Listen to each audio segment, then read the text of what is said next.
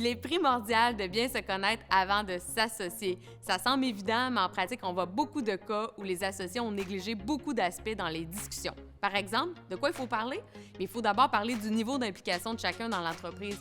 Pourquoi on s'associe avec cette personne-là précisément? Il faut que ça soit clair, il faut que ça soit établi.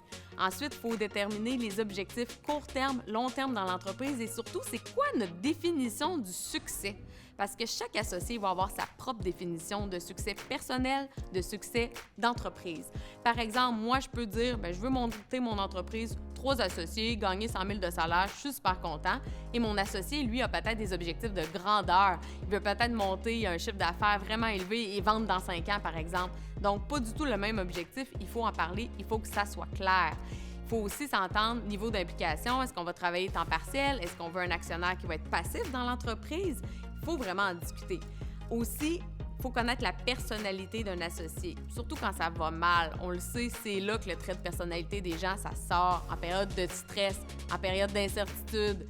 Donc, comment notre associé réagit à ça, au stress?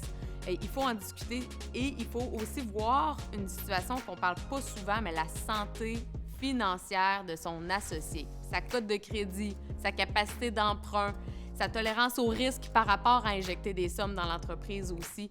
Il faut vraiment en discuter parce qu'un associé qui a une mauvaise cote de crédit ou qui n'a aucune facilité d'emprunt, il peut nuire à l'entreprise malheureusement et c'est le temps de le savoir avant de s'associer. Donc, une fois qu'on a couché tout ça par écrit, on met ça dans une belle convention d'actionnaire.